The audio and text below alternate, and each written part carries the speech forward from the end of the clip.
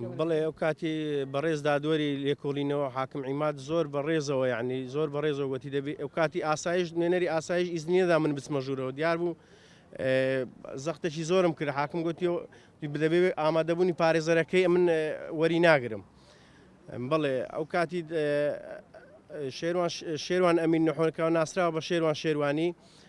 گوتی بە حڕێتی خۆت یعنی بە ئازادی خۆت قسەی خۆت دەکەی ئەو کاتی گوتیەوە ئاسایش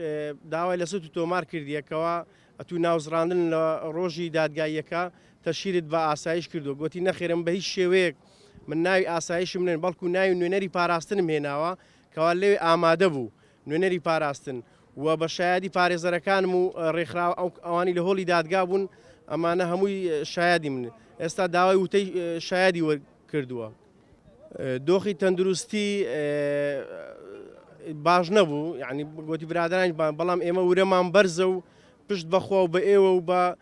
داوا لە هەموو ئازادی خوازان و کۆمەلگای مەدەنی و بە هەموو شێوەیەک فشارێک ئێمە پەیاممان بگێنن ئێمە بە نەحەق گیراوین